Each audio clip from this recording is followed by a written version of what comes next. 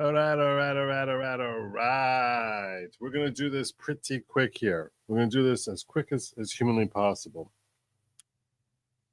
There's a whole bunch of stories that happened today in court. Came down from this individual who is identified as Mia. I don't know if anyone knows what her real name is. She chose a pseudonym because of privacy concerns, based on the nature of the testimony she provided and just not wanting anyone to know who she is. Before I get to her, I will say this, and this is important to understand. I cannot stress to you how powerful a witness Deonte Nash was for the state. He is arguably the most significant witness we've seen so far. Arguably more so than Cassie. Why do I say that? Well, the reason I say that is that what the defense told us in opening statements. They said they don't deny pretty much anything that Cassie said happened. They admit that he can get violent. They admit that when he's on drugs or he's jealous, he acts inappropriately. And they're urging the jury to recognize that he shouldn't be punished in this court for his domestic violence. And they want this, the key thing they want to, they're hanging their entire hat, everything about this trial on Cassie made her own choices. She was free to choose. And she made these choices. And even though if they're stupid choices, they're terrible choices, she made these choices, and she cannot and can't convict for trafficking if she's not forced. And when she makes the choices, she's a grown, strong, independent woman. She makes these choices. You can't convict under 18 U.S.C. 1591.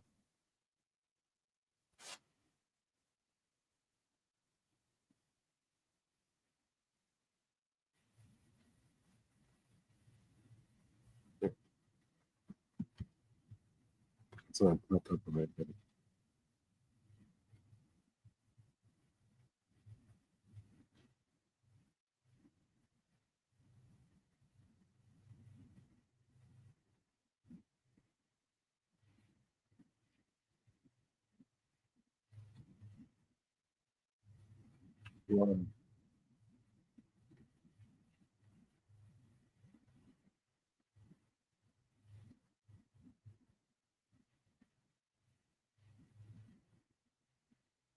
There it is. Sorry, I just had a video start. Okay. So the entire thing the defense is hanging their hat on is that Cassie made these choices. Freely, voluntarily, she made these choices. Even if the choices that you or I would not make, they are choices she made. And you cannot convict Diddy for 18 U.S.C. 1591. One of the key elements is forced. And she wasn't forced. She decided to do it. And we're going to show you lots of text messages showing you where she decided to do it. Deonte Nash comes in and is likely the strongest voice to blow that theory up. He saw her going to the freakoffs. He saw her on her 29th birthday. He saw Diddy. He saw her out there partying, having a great time, knowing that Diddy had beaten on her several times before, and said that he wouldn't tell Diddy not to come to her birthday party, which he wasn't supposed to even be there. And join him. It's like, I was not going to tell that man he couldn't give his girlfriend a party. That's why he didn't want her there. He didn't want Diddy there. She's out having a party with all her friends on her birthday. And Diddy's like, you're coming with me and we're doing a freak off tonight. She wanted to go karaoke. That's what she said. That's what Deonte said. They're off having a great time, drinking, and having a great time with all her friends. Oh, here comes Diddy. Oh, I guess I got to leave now and go have sex with some stranger that I never want to have sex with. How is that free choice? But she wrote some things, that are sexually explicit and implied in several texts that she enjoyed freak offs. But here comes Deonte Nash say, I was there. She was drugged out of her mind, much more so than Diddy. She did not want to go. She had no free will. She didn't want to go. I was there. She didn't want to go. But she's like, I have to go. I have to go. I have to go. And told over several incidents where he's like, she didn't want to go. She felt she had to. It's the key element. Even if the jury distrusts Cassie's memory because of drugs, because of drinking, or because she sounds conflicted and expresses deep emotion for Diddy to this day. And they're like, I think she kind of, would do anything for him, and maybe it's stupid, but she would. Along comes Deonte to say, no, that's crap. She didn't want to go. She felt she had no choice. She was going because she had no choice. That's what happened here. And more to the point, he's a very likable witness. Like I said, he's funny. He has, I'm talking about Deonte Nash. He's a very personable guy. When he talks, it sounds credible because you just like, because he just is talking like he's just like, he's very confident and comfortable in just saying anything. And when he's able to make a room laugh and sit there, even he's like, I was not going to tell that man he couldn't throw his girlfriend a party. Or the reading of text messages where he's like, girl, you're crazy. You always on vacation. You could just see his personality shining through. And he just seems like someone who's like a fun, enjoyable person to hang out with. So that type of person, their credibility is very difficult to attack. And Donaldson didn't really make any dents in it. Didn't make any dents in him. And if the jury believes him, Diddy's cooked. He is. He's cooked. I think there's a good chance they believed him. And the final question from Maureen Comey on Redirect was, did Cassie want to go to those freakoffs? When you saw her go, did she want to go to those freakoffs? And he's like, absolutely not. Nothing further. There you go. I think from Maureen Comey's perspective, case closed. She knows how good a witness he is. And he's a great witness. Yes. So those of you who are rooting for, if you want my opinion on it, I think the Deonte Nash took the chance of conviction and took it from like wherever it was, 60%, 70%, 80%, and I think he brought it to like a 90%, 95%. It was a hammer to the entire theory of defense. That's what he was. He was a hammer to the theory of defense. All right. Now I was like, let's see how he holds up on cross, and he held up really well on cross. So, okay. Now I want to get into Mia. I will describe what Mia looks like, only because I know my description will not help any of you identify her. She's a blonde woman who I would say that 9 out of 10 men would consider to be a very attractive woman. Okay? It's a pretty girl. I can't tell you, we couldn't see. She was dressed very conservatively, wearing like a white button-up blouse that was buttoned all the way to the neck. The appearance she gives is someone who's very mousy, very diminutive, and like looking down and just like not even like once in a while looking up at the prosecutor, like someone who is terrified of the environment or whatever, rarely picking her head up to like talk. As I mentioned in the other stream earlier, She talks in a very stilted voice when she talks about anything that's remotely personal. Anything that Diddy did that someone would say that's a wrong thing to do. She talks very slow and measuring her words in ways that are painful to listen to. Like I was just like, and the contrast from the loosey-goosey Deonte Nash to Mia is stark. And she's friends with Mia, with Cassie and Deonte. Like the three of them hang out. Like even now. And I'm just like, I can't even picture these people in a room together.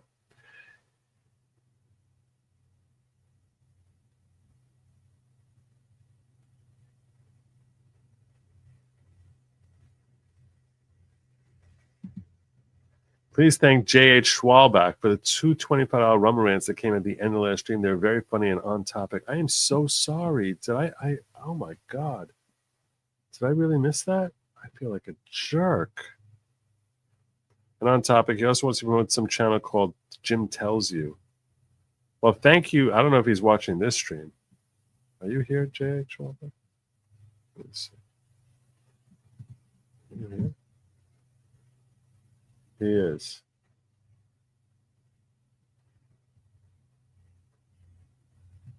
I am so sorry. He's mad. I am so sorry, brother. I see you there. Let me see if I can pull it up. Let me see if I can find it. Oops, I closed out a lot of stuff a moment ago.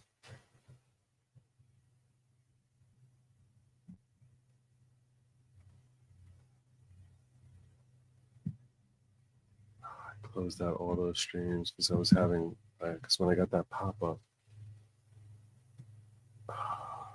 Jim, you know how I can find that? A stream, a rant from last stream? If I don't, let me see if I can dig that up. Now I feel like a jerk. I do feel terrible when that happens. Give me a moment.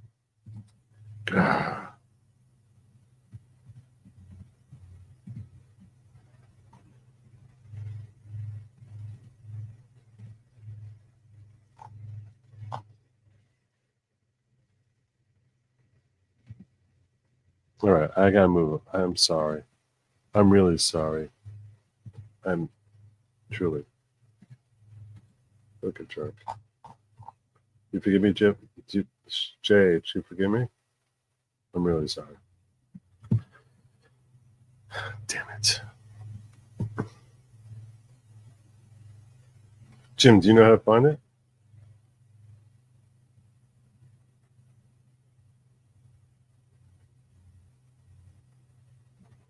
If you screenshot them, I'll try to read them. I'll try to read them. You can send them to me. All right.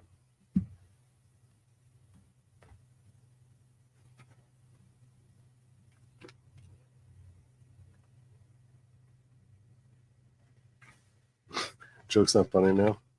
Okay, go get Jim. All right. Let me get moving. Okay. Mia.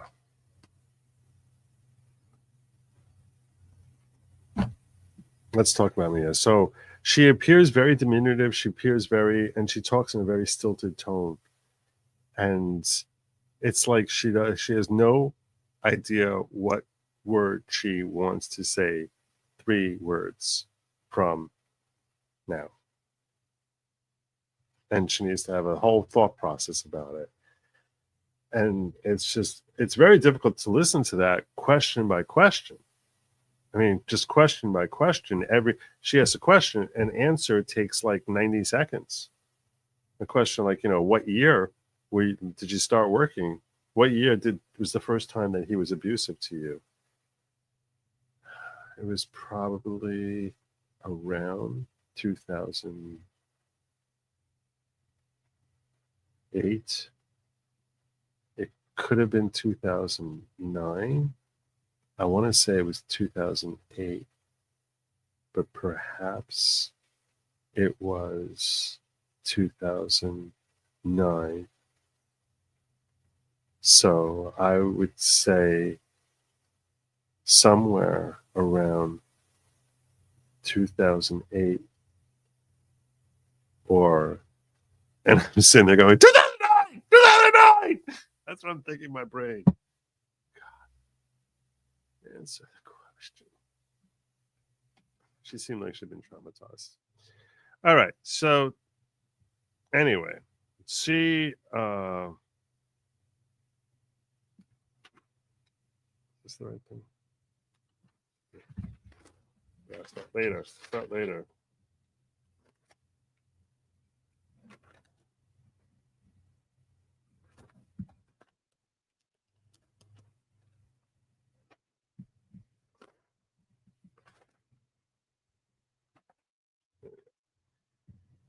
All right. So Mia is her pseudonym, and they show her passport to the jury. She calls him Puff. I always find it interesting to see how they refer to him. So she's a big on the whole Puff thing. And she said that she was personal assistant and also director for Revolt Films. She said she came to New York because she wanted to be a storyteller. And as she was talking, I was like, this is the last person on earth who should ever be a storyteller. She wanted to make movies, particularly comedies. And yeah. So tell us about the work environment. She said it was chaotic, toxic, and it was, she goes, when the highs were very high and the lows were very low. And what would affect whether or not it's high or low? That's all based on Diddy's mood. What about violence? He threw things at me. He put an ice bucket on my head, and he sexually assaulted me. Sexually assaulted on more than one occasion. Her background is that she had been a personal assistant for Mike Myers, and she talked about the hiring process and how she met this woman from HR, Vajda, which is the same hiring process everyone went through when they talk about getting hired there, and the chief of staff, and Tony Byers Fletcher, who's a name that we heard more and more of recently. And then she passes all these interviews, and they say, okay, so you're going to have an interview with Diddy in his apartment. And she shows up at his apartment, and he's in his underwear. Welcome to Diddyworld. How'd you feel when you were there? I was excited. I was nervous. I'm getting to meet Diddy here, and I might be working for him and with him every single day. It's freaking Diddy. So you tell me how she feels. She was very excited and nervous. And he agrees to hire her. She said she was promised $55,000, but only got $50,000. What kind of hours did you get? Very long hours. What kind of hours? Very long hours. And she started with a 2-week trial period in Alpine. The first day one. Tell us about your first day on the job. You want to talk long hours. How many hours you think she worked on her first day on the job? Oh, yeah, like 30. She didn't go to sleep that night. She shows up at 10 o'clock in the morning and doesn't go home until like the next afternoon. She's basically running this place, running that place, and she's eager to impress. And she thinks to herself, this is part of the 2-week trial.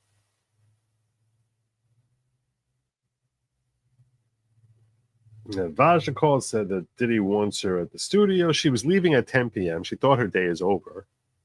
And she shows up work at 10 o'clock. She thinks her day, it's like, wow, these are long hours. I'm leaving at 10 o'clock.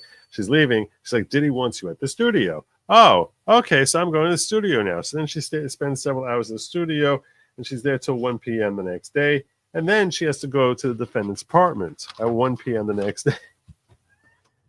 So no, she didn't sleep during the first 24 hours of her employment for Diddy.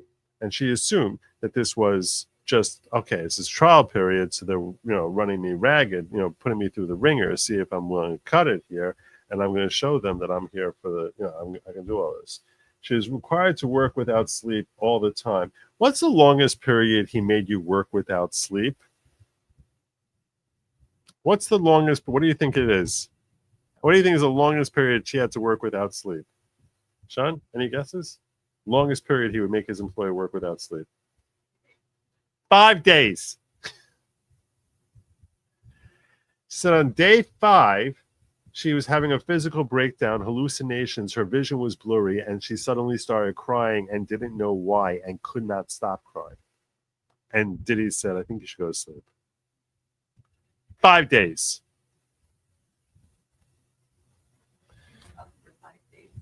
5 days, no sleep.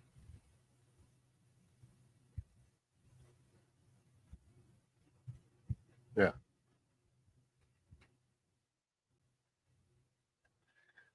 They bring an exhibit of an email. This was a great use of exhibits in order to give us an idea of what she does. You know what the exhibit was? It was an email that she sent to Tony Fletcher, Tony whatever Fletcher, some middle name.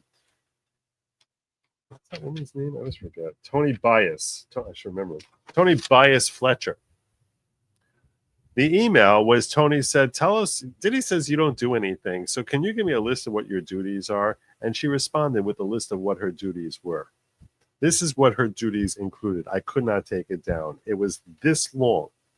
And like one line of it is handle all of his social media. Next line is be his personal liaison to everyone in Hollywood. Next line is anticipate his needs and make sure they are met before he and prepared to be ready for him when he needs them. Next line, like whatever it is, he might be hungry. He might need hand lotion. And meet his demands immediately when needed. And protect his image. And always be in his eye line. Always. That if he's looking somewhere, that he should be able to look over, turn his head, and be able to find her in the room whenever he's awake.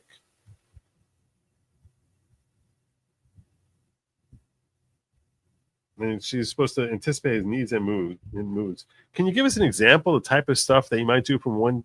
It was the same thing day after day. She's like, no, it was never the same thing. Never. She said that her duties ranged from cracking Diddy's knuckles for him, which I don't know how you do that, but cracking his knuckles for him, to writing his next movie script for him, to doing Diddy's taxes for him. So you want to be a personal assistant for Diddy. She had to move in wherever house he was going to. She had to go to that house. She said, did you have a house of your own? Yeah. My roommates joked that I was a ghost. For $50,000.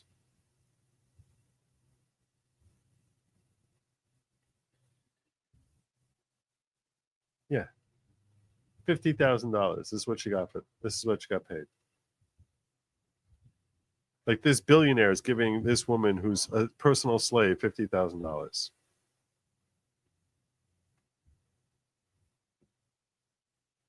All right. And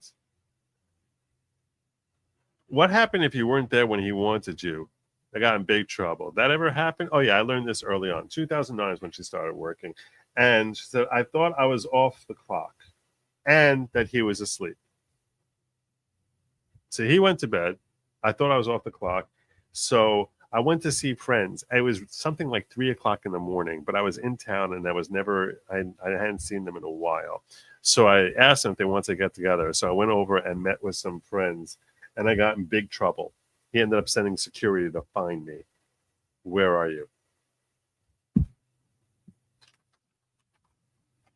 So also, when she stayed in his house, which was regularly, he would put her up in whatever house he was in, whether it was on Two-Star Island in Miami or New York. Whenever she's staying there, she wasn't allowed to lock the door, which comes up later.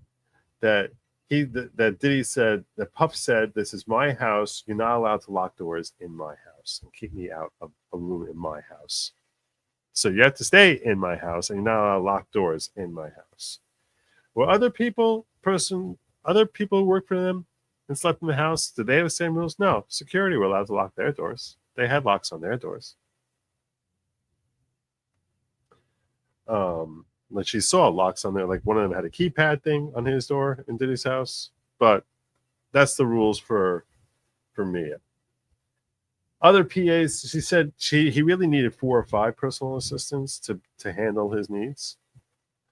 And she talked about other PAs who came in, gave names of them, the Sienna Lee, Malcolm McRae, whatever. I started listing off names, and I was like, I don't know how to spell this, and I don't think it matters. But she said she was different from all the other PAs because whenever anyone did anything wrong, she's considered like the head PA, so she's responsible. It's her fault. So if someone does something wrong, that person gets punished, and she gets punished. And punishment means being berated, cursed out, or having her job threatened, and him telling her that she's useless, and that would make her feel like trash and like she was useless. The PA list, then they start listing of other people who were PAs after her. I assume these PAs are going to come up later. They're going to testify. One of them has already testified, is George Kaplan. Well, also Eli Maroon, Ryan Lopez, and Dave Shirley. Then she talked about Revolt Films. Now, the reason she came there, the reason she wanted to be in a circle is she wanted to create stories. So he said that this is something he said, I'm going to give you. You can create projects and help develop projects and movies for me to be in. And they created Revolt Films, which was completely different from Revolt TV, which was very successful. And Revolt Films was a one-person operation, and that person was Mia. And at the time, she was still his personal assistant, and he raised her base salary to $70,000 plus bonuses. And now she became friends with Cass. She became very good friends with Cass. She said she would hang out with Cassie whenever Diddy would allow it, but that wasn't often. And she got to watch Diddy and Cass together, and she called their relationship toxic and that he was very abusive to her, that Cassie was a recording artist, and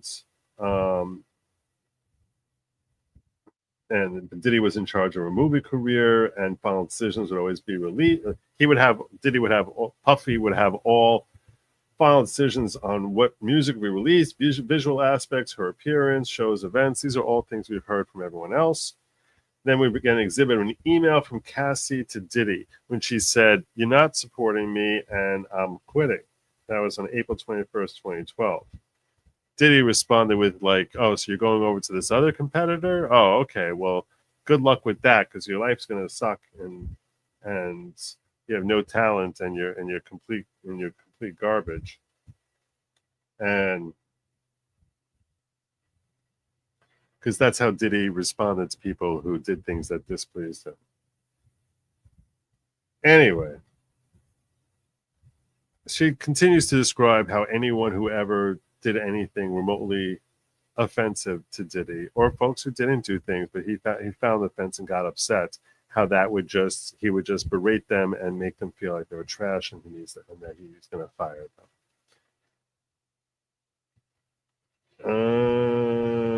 She said that Cassie was also an actress and she would run lines with her, and Diddy was very involved in her acting, and if he got upset, he would take away Cassie's car, her jewelry, her support, and part of Mia's job was to keep tabs on Cassie so that if Diddy wanted to reach Cassie, that she can call, and Cassie's not answering her phone, that he can call Mia and say, "Hey, Diddy wants you.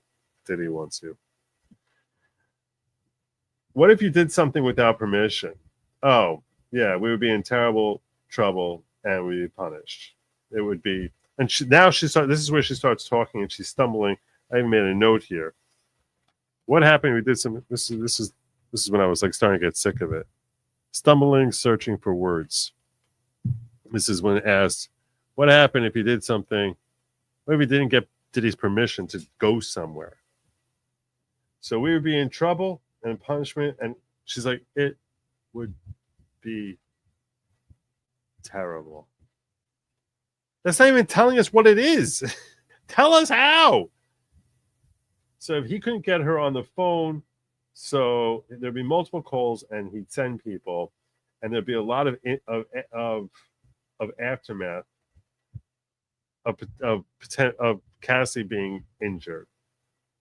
Did you see violence? All the time. Saw him attack her, throw her on the ground, crack her head open, chase her around. You ever see her fight back? Nope, never. Except that she would sometimes put her hand up and beg him to stop. 2009 is the first violence she saw. She said that she was in the bottom floor. The upstairs second floor was like a balcony type of thing where there was a foyer, kind of like imagine like the center. Imagine if you see a hotel, have a motel that they have on the second floor, and you could sort of throw up the balcony. So that's surrounding a foyer down below. So she saw up on the room with Cassie and Diddy's room that he's throwing suitcases out of her room and yelling at Cassie and cursing her out. And that she ended up going outside and she's crying, and she could see injuries on Cassie's face, and she started approaching, and Cassie's like, no, I'm fine, like trying to push her. Like she said it seemed like Cassie didn't want me to see her like that. There's a constant theme which we see of Cassie hiding, almost like a little kid, like hiding from her parents when they're in trouble. Like running off and hiding, which is similar to what Carrie Morgan, Cassie's other friend, described. And then we start getting into the bed frame incident. So the bed frame incident, and this is a key thing here, is a distinction, and we're going to note, I'll see those of you who are paying close attention, a distinction between her way of telling the story and the way we heard the story from Cassie and Deonte, in a way that I fully anticipate that Brian Steele, who's supposed to do the cross-examination, is going to work to exploit. So she said there's me and Cassie and Deonte, and we're helping Cassie pack up. She's going to the OVO Fest and in Europe, and Diddy comes in, he's irate, and he's like, you've been, and she says he's yelling that she's been drinking. Deonte told this story over just yesterday and said that he was upset she couldn't get her on the phone, which Mia threw that in also. So he's screaming at me and Deonte while he's attacking Cassie, and he threw her to the ground. So me and Deonte jump in to stop it. So he throws Deonte off of him, and he's got him in a hold, and I try jumping on his back, but he's much bigger than me, and he threw me, and I'm smashed into the wall because he's much stronger than me. And then he took Cassie's head, and there's a bed frame there, which the corner of it was like the sharpest corner I've ever, this is her words, sharpest corner I've ever seen in my life. And he took her head and smashed her head down onto the corner. Now, okay, that sounds horrible. Definitely. Awful. Terrible. But that's not what Deonte said. Deonte said he pushed her. She fell down and hit her head. That is a very, very different testimony in my mind. Just being reasonable. When you're watching something happen, you would not confuse push someone, they trip and fall, versus taking their head and slamming it into the thing, which is much more overt attempt to potentially kill the person rather than pushing them and having them fall and hit their head on the frame. These are two very different things. And we heard these stories one day apart from each other. And to me, I'm expecting the defense is going to go hard on that. This is true. Cassie has found happiness. She has. Thank God. Good for her. She married Alex Fine. And in fact, one of the things Deonte did is every time Donaldson, the defense counsel, referred to her as Cassie Ventura, so he goes, Cassie Fine. So he's like, excuse me? Said her name is not Cassie Ventura, it's Cassie Fine. Like he was determined, I'm using her married name. Her name is Cassie Fine. And he basically, the rest of the time, he made Donaldson refer to her as Miss Fine.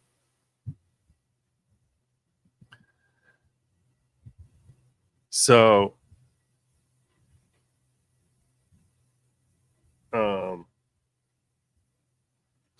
So she said he slammed her head into the corner of the bed frame. That's very different testimony. Now, it's one moment in years worth of abuse, and I don't think it's that big a deal, but I'm just being real with you.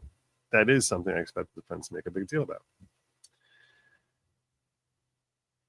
To me, it would not be. I recognized it, and I don't think it's that big a deal. But they're gonna try and portray it as she's exaggerating, because here you're exaggerating. The intent of Diddy is to harm Cassie, whereas pushing her, harm her, and potentially kill her, bashing her head against a piece of wood, that's very different than pushing someone. All right, defendant told me to call. So when after her head is gushing blood, so Puffy told me to call Kayla to get the doctor, plastician, and tell them that Cassie was drunk and fell and hit her head. Now, I don't remember that part of it. I don't remember Deonte saying that, but that's what she said. She was told. Maybe Diddy was talking to her because she's the one who's calling Kayla, but that the excuse that they were supposed to give was she was drunk, fell, and tripped her head.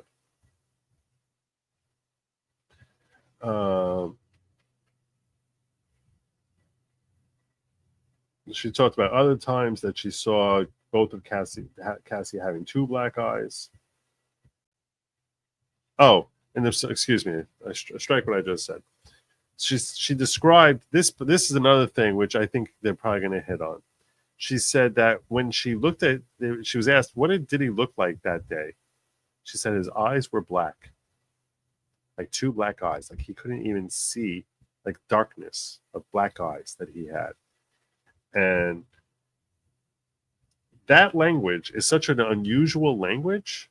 And I will say this, it sounds a little staged, only because I don't recall hearing very many people describe a person in a situation as having black eyes. Like they're not seeing, their eyes are just sort of like dead or black eyes. What's interesting is the only other time I remember anyone ever using that is Cassie describing the exact same scenario. I struggle to believe that that's not something they coordinated. And I think it sounds coordinated. And that's one of the things the defense likes to pick at when they see things that just feel orchestrated. It's not a natural way to describe something. So I thought it was tracking exactly how Cassie described Diddy in a way that feels staged. And it doesn't help credibility, it only hurts it. So I need to share with you what I'm picking up as a alternate juror watching. That's just crossing my mind. I was like, that's a weird way to phrase someone's look. A look on their face is black eyes. I thought that was weird. The other times you saw his eyes went black, yeah, that's usually often when he was having fun and he was high on drugs. Mostly when he's partying. Is there any indication that he was high that night? No. All right, let's talk about the Prince party. Now, Cassie told us this story, and she's about to tell the story from her perspective. Cassie told us this story in 2011, 2012. So she says, this is Mia now talking. So Diddy told me to stay with Cassie and keep her company, and he was going to be with his kids. So keep her company. They were off someplace, some town where Prince lives. I don't know, LA? I don't know. But they were in a hotel. And so Puff told me I need to hang out with Cassie tonight and keep her company and stay within the hotel. But a friend told me about a small party that Prince was having. And his place was just a little bit up the road. So Cassie and I started talking about, should we go to the party? And we were talking about this for a while, I remember, where we were like two little kids. Should we sneak out and go? Should we sneak out and go? I don't know. Should we sneak out and go? So, and we finally decided we go. And we're there and we're dancing and we're having a party and Prince starts playing music and it was awesome. And then I see Puffy there. and his eyes locked on mine. And how did you react? Oh, well, his eyes bugged out, and I was like, oh, crap. And we ran. Cassie ran. I ran. The two of us ran. And he chased us. And he ended up catching Cassie and beating her on the lawn until Prince's security intervened and stopped him. So that night I went to a different hotel because I was scared to go back to the hotel. So I went to a different hotel. And the next day, Vajda from HR comes and tells me I'm suspended for my with no pay. And Diddy said I was being insubordinate. Lunch!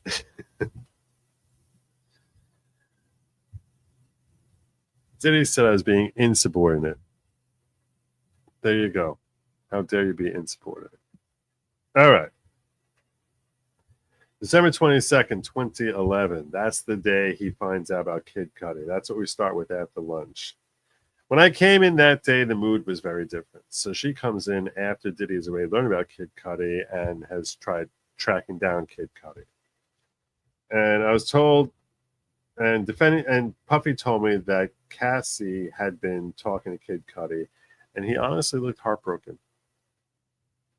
And I was very scared about something really truly terrible was going to happen that day, because normally he's angry all the time for no reason, and now there's a reason for him to be angry because he feels like Cassie went behind his back.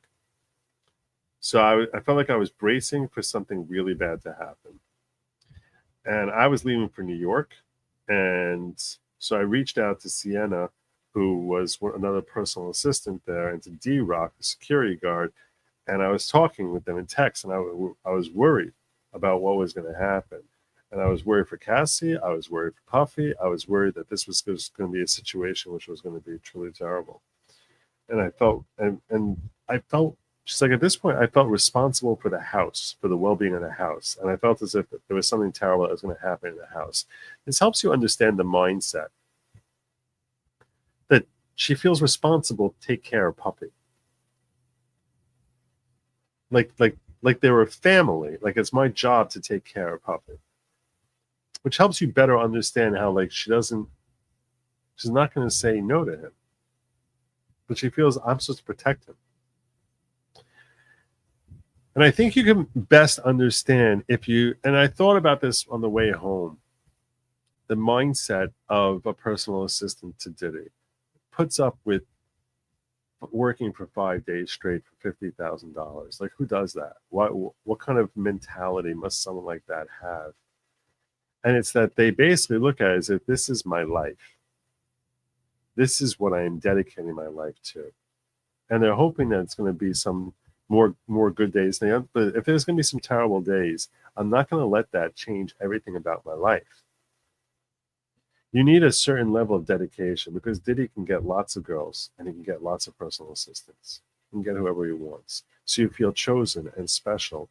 And it's a rare opportunity that you're working with a guy who's considered the king of the industry.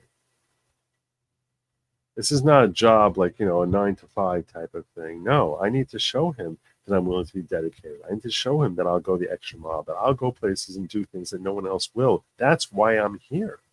That's why he's chosen me. I think that's a large part of the mindset. And in order to do that on a day-by-day basis, you have to look at it as if this is my function is to protect Diddy. And I think all of these people who are abused by him and suffer through that abuse and tolerate it, they all share this similar mindset. That this is their existence. This role, this job becomes who they are as a person. And without that, they feel lost, like they have no mooring to reality other than this is the same way, someone would feel attached to a parent who they grew up and were close to. It's the exact same thing, if not in certain ways potentially stronger, because they worked hard to get there as opposed to be being born into it.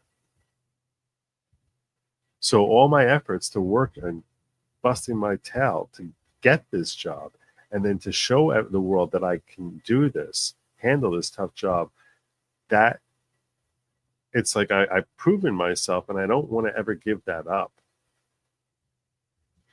And even if it means suffering through indignity and abuse, physical, or even the worst possible types of abuse, that they're not going to jeopardize that. And you'll see there's more reasons beyond that, which is, who would even believe me? And everyone loves him. Everyone's going to do whatever he wants. Because just like I can't say no to him, no one else can say no to him. And that anyone who comes into Diddy, in contact with Diddy, is in a Diddy world. And you're going to do what Diddy wants, because everyone does.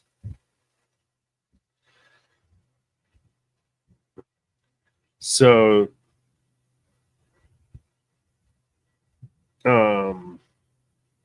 anyway, but she wasn't there when Diddy was beating on Cassie after learning about Kid Cudi. So she didn't get to answer much questions about that. Let's talk about the hotel night. So she would take Diddy and Cassie to the hotel when they had their hotel nights, which means freak-off nights. And she would unpack, set up, clean up. What does that mean? Setting up toiletries and the extra linens and the clothing and the candle, the lotion, the baby oil, and the Astroglide and the condoms. She certainly seemed to know what was happening in these hotels.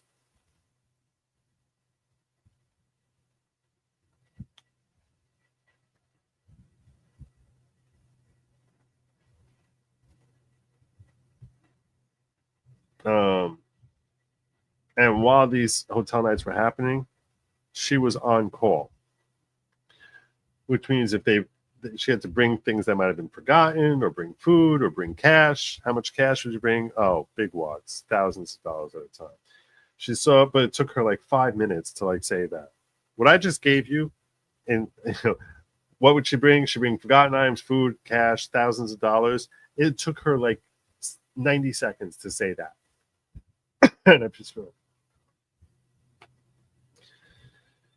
She said she saw Cassie at a hotel night and at the London, and she answered the door wearing a bright blue wig, and she sort of only peeked open the door, didn't want Mia to see how she was dressed. And she opened the door small, and she looked like she was struggling. So I whispered to her, "Are you okay?" And she's like, "I'm good."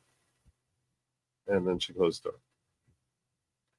Afterwards, she would have to clean up, much like we heard George Kaplan did, clean up stuff so housekeeping wouldn't find wax drippings everywhere, oil on furniture, and she would do her best to clean up stuff that housekeeping wouldn't clean up, or things that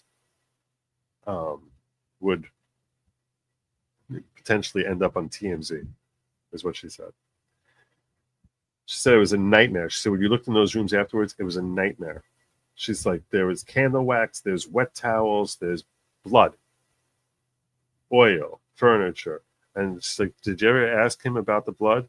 Yeah, that Puffy said, oh, that's period. There you go.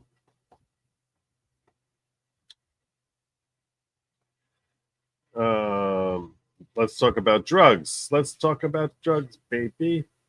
So she said she took drugs with and without Diddy, and Diddy always provided them, and that Mia was at a music conference, and Diddy gave her MDMA, which she liked.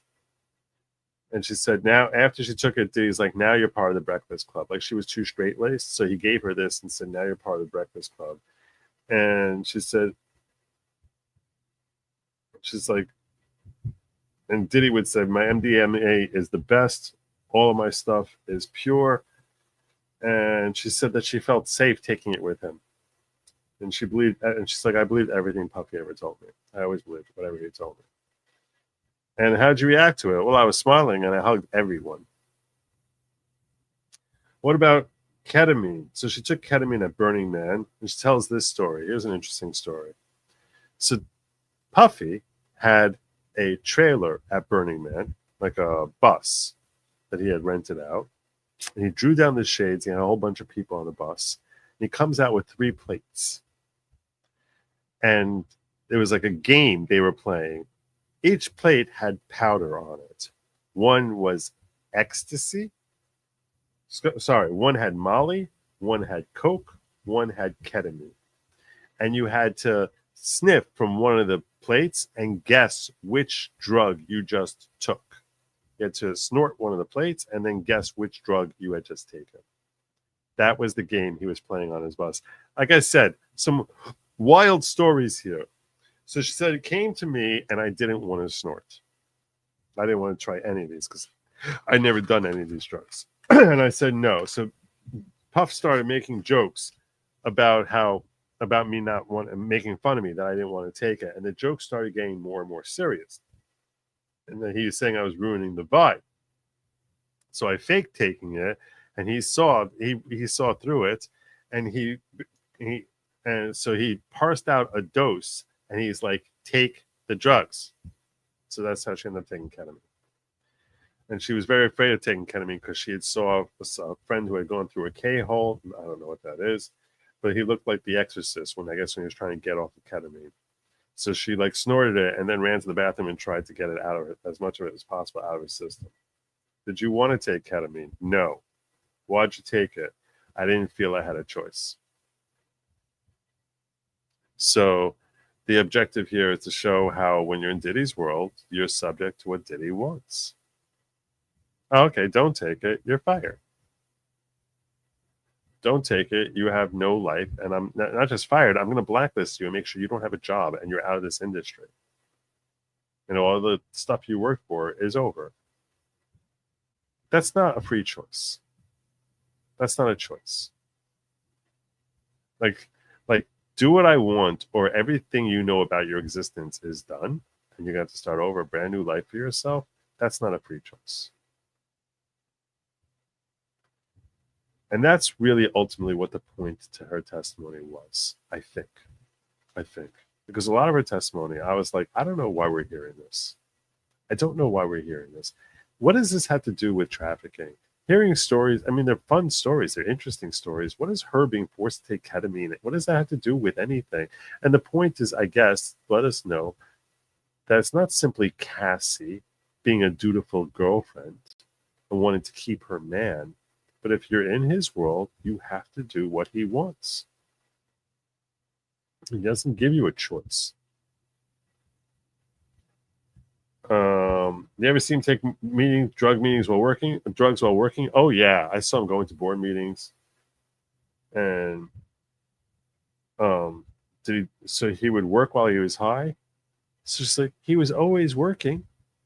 So of course he's working while high. And talked about the med bag that we heard about where he kept his drugs, and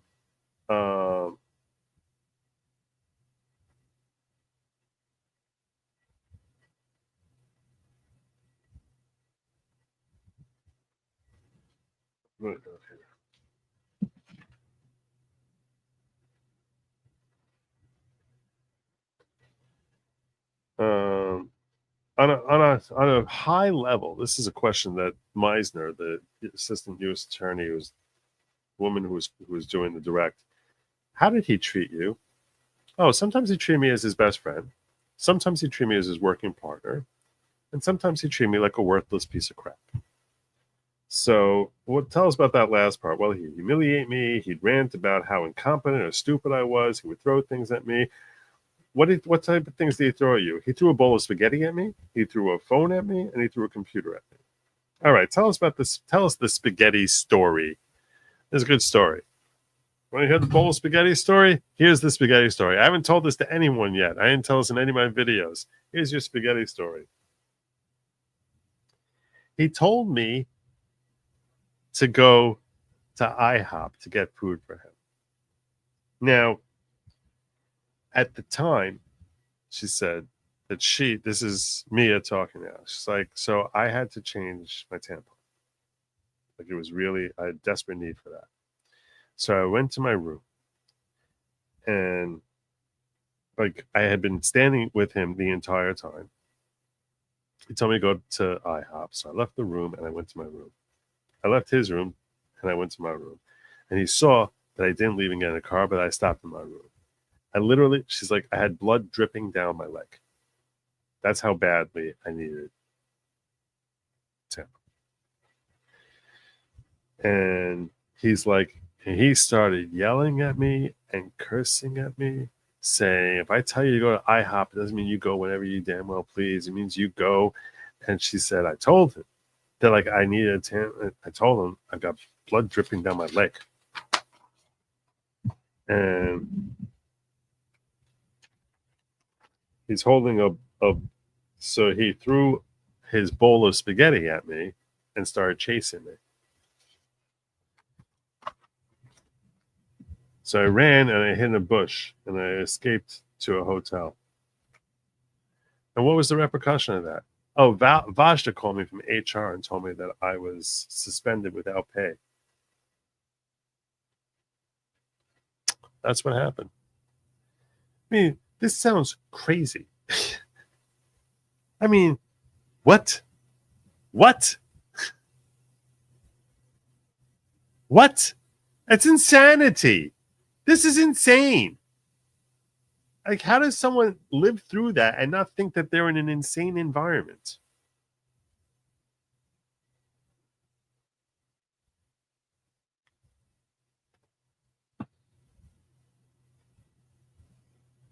Tell us about the time he threw the computer. Okay, so we were a trailer on a movie set, and we had just arrived, and he wanted to connect to Wi-Fi, and the Wi-Fi wasn't connected. So he said to me, go talk to the production assistant. So I go and talk to the production assistant, and he explained to me what the problem was and how this whole thing would ultimately, why there's delay in getting Wi-Fi set up. So I came back and started explaining it to Diddy, and he cut me off in the middle, and he goes, and Puffy says to me, figure it out yourself. I don't care if you have to call Bill Gates. This is your job. Figure it out yourself. And then he threw his computer at me.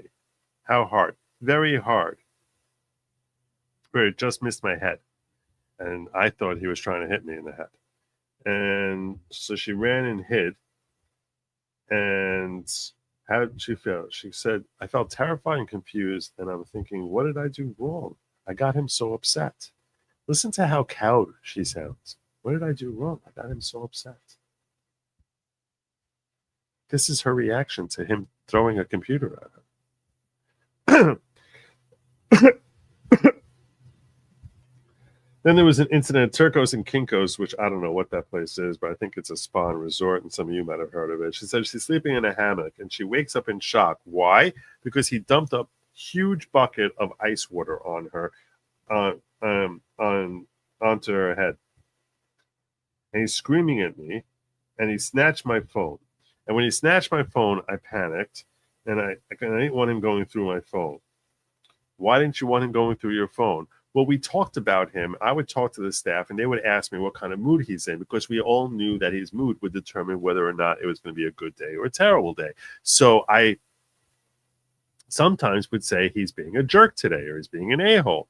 So I was afraid he's going to go through my text messages and he's going to see that I sometimes I'll say things that he would think are less than complimentary, and I would get punished for that. So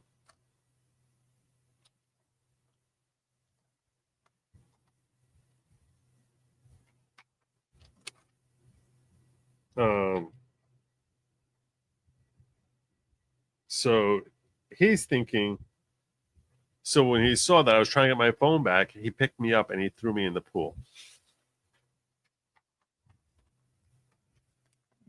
Then there was another time that's around 2012 that I was at the Revolt office, and we were relatively new in this office, and I didn't really know my way around there. He told me to go get someone on the phone. So Derek was right there, and he asked me about his mood. And I was following close by because so she had given Diddy her phone. He said, get me someone on the phone. So I got him on the phone, and I gave him the phone. Now, Derek had earlier that day had just asked me a few moments earlier about his mood, and I told him that he was acting like a jerk, and I didn't want him to see that. So I'm following close by him. to like sort of get my phone back from him as fast as I can. So I'm following close by Diddy, and he sees that I'm following close by and saw that I didn't want him on the phone.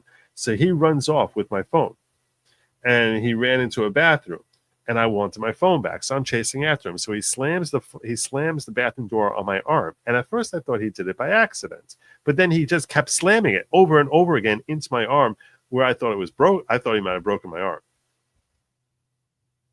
and so then he bolted past me with my phone, and finally, when I get the phone back from him, he goes, "Yeah, I went through your phone. I could understand why you wouldn't want someone going through my phone. If I had this stuff on my phone, I wouldn't want anyone else going through it also. And don't worry," he said, "I sent your nudes to my other phone. So now you have something on me, I have something on you." What did he mean by "you have something on me"? Well, I guess he figured that since I see his day-to-day life, that I know a lot about his personal life. So this is his way of trying to bully me and make me feel like I can't ever say anything bad about him because he has these personal, private pictures of mine. So I think he was trying to bully me.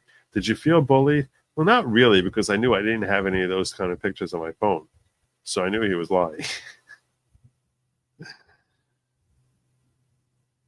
But he ended up not finding the text messages.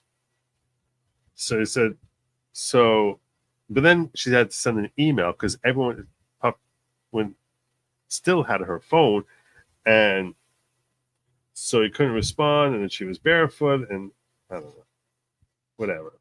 The story got a little bit confusing to me.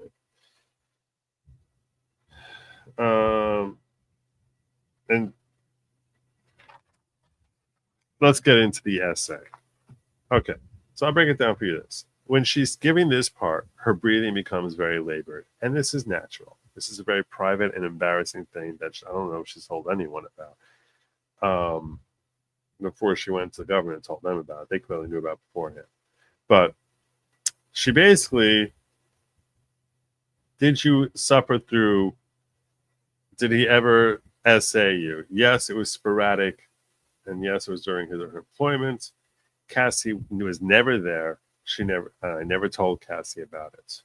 Her breathing is very labored, and she's stammering throughout this entire thing. So I cannot do justice to the way she said over this part. Before I said she was stilted, like she's pausing, trying to think of the right word to say.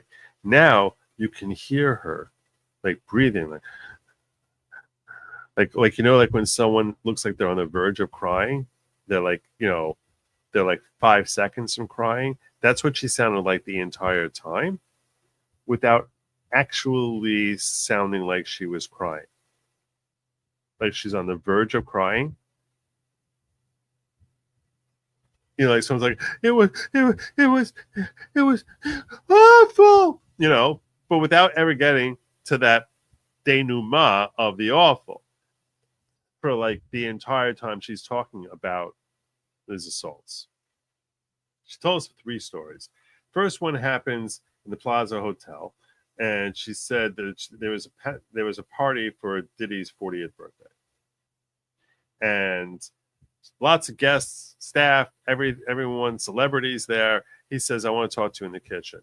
He had given her 2 shots of vodka. They drink to his birthday. She said she never reacted. She was in her 20s at this point. She had never reacted feeling as drunk from 2 shots of vodka before in her life, but here she was.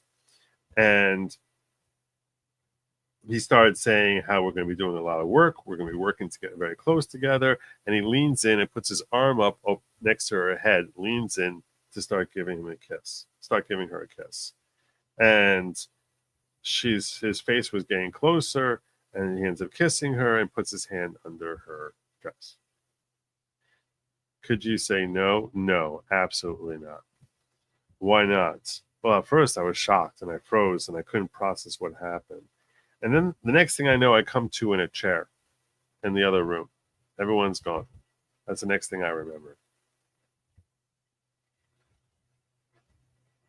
So, and I had my clothing on.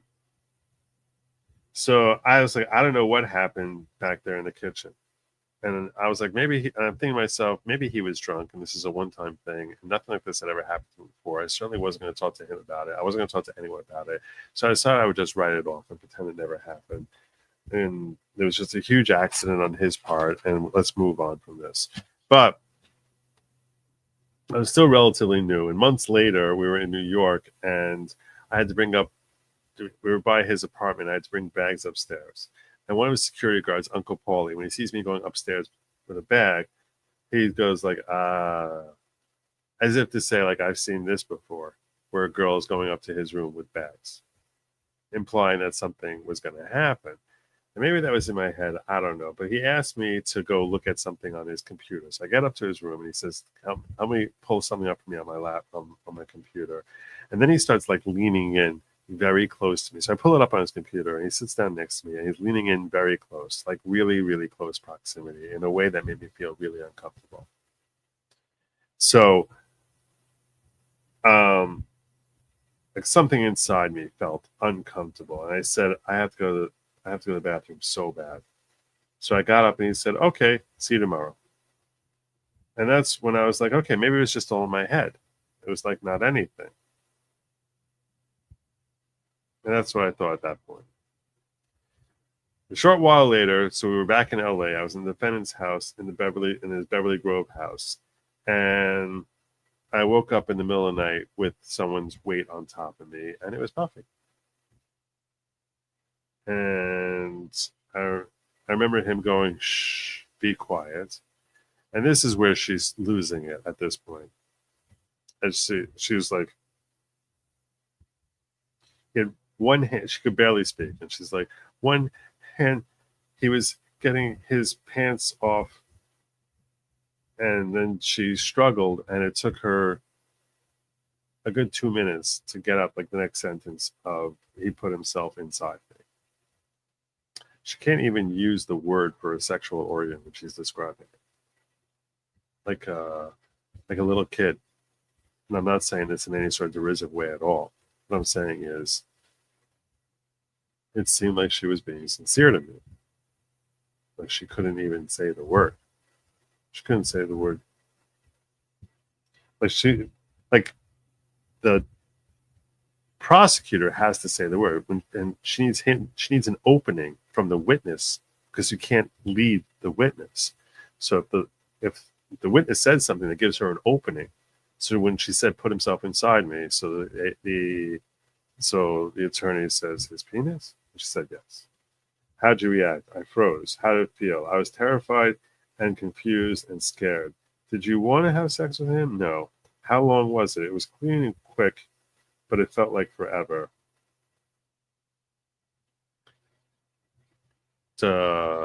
Did he finish? And she said, such an interesting thing to say. Puffy never leaves a job unfinished. In anything. He never leaves anything unfinished.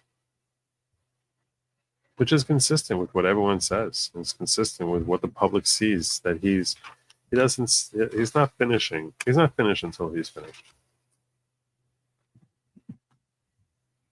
So he kept going until he finished? Yes.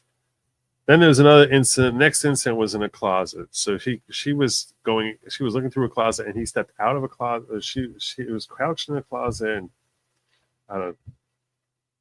Puffy, the two of them were by a closet, and the next thing she knows, he's standing in front of her, and she's like crouched down, and Puffy had exposed himself, and basically, and this look at how I wrote this. I was counting. I was like, this is how he had his. And then I have X 2, 3, 4, 5. That's how she kept saying he had his. He had his. He had his. And she would pause afterwards. I'm doing much faster than she did.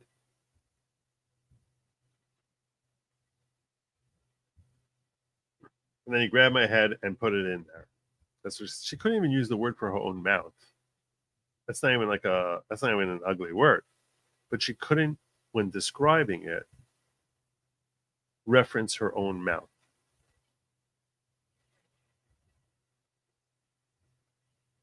So, if you ask me, I don't think she's making any of this up. No, she hasn't been crossed yet. You never know how people look on cross. For all I know, on cross-examination, Brian Steele is going to claim that she's made similar allegations about 100 different men that all bore no fruit. It's very possible. I don't know. We're still in the middle of direct. Just telling you, when she was saying it, it seemed like what I always envisioned it would sound like when someone who is a genuine victim would testify something like this. It felt sincere to me. And it seemed to feel sincere to the room because this was near the end of the day. And when we got in the elevator and left, normally there's some chatter. We got in the elevator and left. No one said a word. Like no one. There was like no chatter at all. It was just like we were all still processing what we just heard. Because when you first hear it and you see the person testifying, it's impactful. And I struggle to believe that the jury was not similarly impacted. It was a very powerful testimony. How did you feel? Like trash, scared and ashamed and confused. It was really fast. Other sexual assaults? Yes. Do you remember the details? No. Can you example? She goes, I just had dark feelings. Have any more example? Anything that you could sort of have a general feeling for?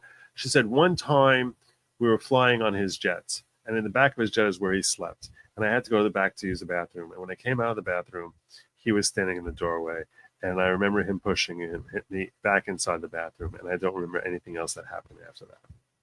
Like she blocked it from her brain. And the other times of the assault, they just sort of ran together. That's what her testimony was. She said, every time I'd be in that situation, I try to squiggle out of it. If I ever could, and I'd talk about, no, other people are going to see. I try to find some excuse. But it never worked. My excuses never worked. And every time I felt terrified and helpless, and I don't remember what happened. Was there a time you told the defendant you wanted sex? No. Where was Cassie? She was never there. How often was this? Sporadic. You can never predict it. I would go months without there being something, and then there would be a bunch of times in a short period. And every time it happened, I thought it was the last. I thought it was the last time. And that if it ever would happen again, I'd be more prepared, and I know how to handle it to stop it from happening. So what would you do? I'd keep it moving and get back to what I was doing. So as soon as it was over, I would just be like, whatever we're talking about reporting, I'd just get right back into that. So he would just stop, essay me, and then I'd be in the middle of handling a list of something essentially, and then I'll just get back into what we were doing.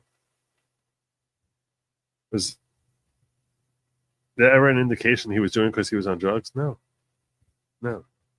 Did you ever tell him no? No. She never said no to Diddy.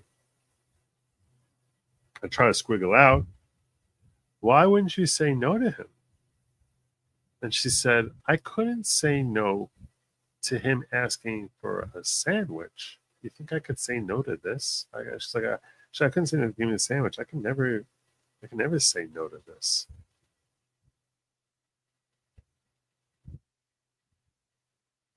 If I tell him no, this was a fascinating thing, and I don't think I expressed this yet.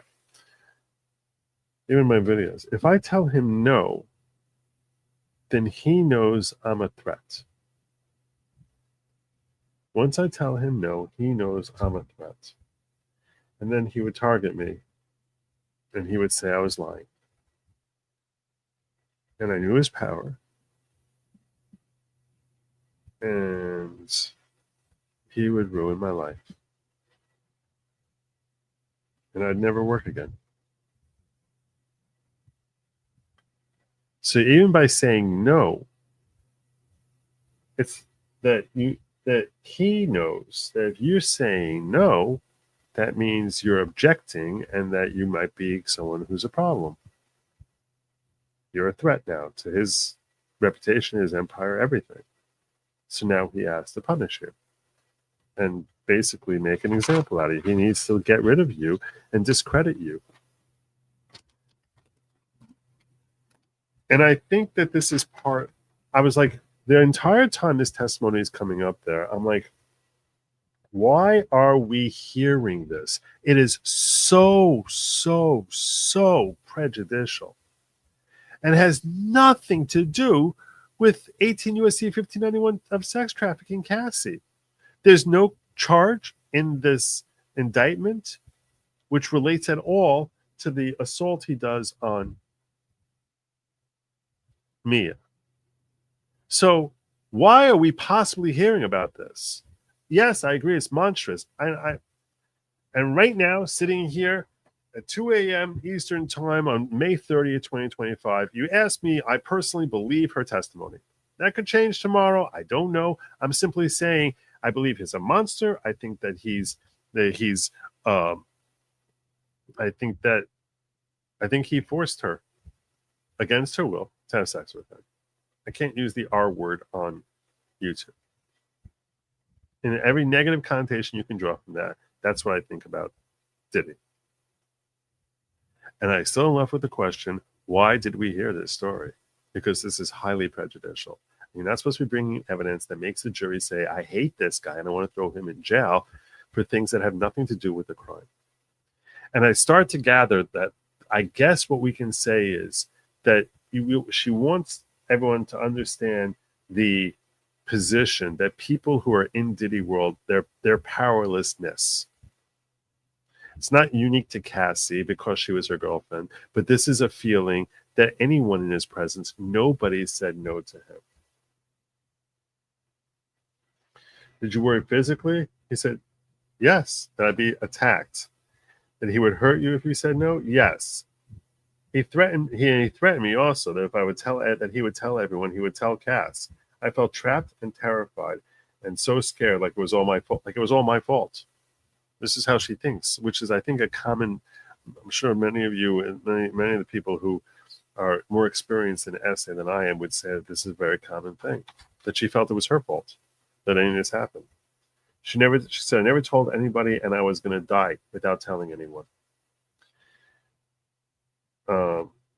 Why? Said I'd have a horrible reputation, and I'd lose everyone, and I'd lose everything. Who would do that?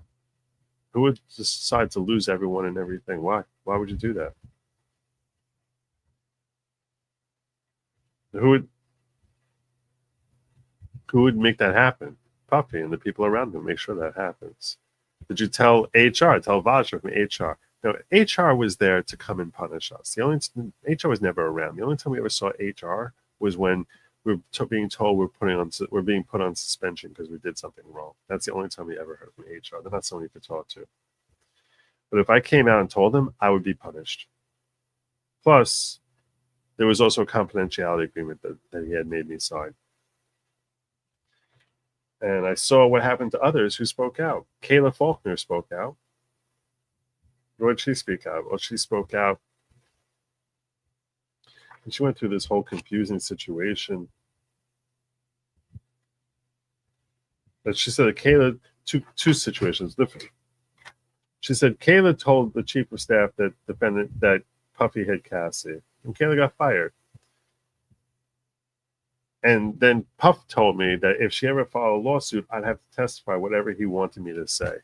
And she recounted some story where Mia got into a fight with Kayla a couple months earlier. But that he said the same thing with Capricorn Clark. He said Capricorn ever sues us, you're gonna have to say whatever I tell. That Mia would have to say whatever Diddy wanted her to say, whether or not it was true. Why not go to the police? Just like the police, that's not possible. You can't go to the police. And then she told her story. She's driving in LA. But she's speeding 70 miles an hour because she had to get something for Diddy and she was late. She gets pulled over. At that time, she said she has a suspended license. So she gets pulled over, and the officer, she said, I'm so sorry. And she's like, I never name dropped. The only time I ever name dropped was there in that moment. And she said, I don't want to. She said, I had to rush because I didn't want to upset my boss is Diddy, and I didn't want to have him upset. So the cop didn't believe me. And she's like, you're making that up. You don't work for Diddy. So I put him on the phone. And as soon as she heard Diddy's voice, she's like, oh my God, I'm such a fan. I can't believe I'm talking to Diddy. And ticket's gone. Go on your way. Do whatever you want. That's the way I saw other police interact with him. If no matter what was happening, we could be drugs going on in a car, it could be a drug deal going down. They see Diddy and they're like, oh, okay, it's fine. Don't worry about it. So what would happen if I went to the police? They're not going to do anything. Which this plays into the whole corruption issue with the LAPD and whether or not he got his fingerprints removed from the Kid Cudi fingerprints on Kid Cudi's door after the robbery. Kind of explains it, right?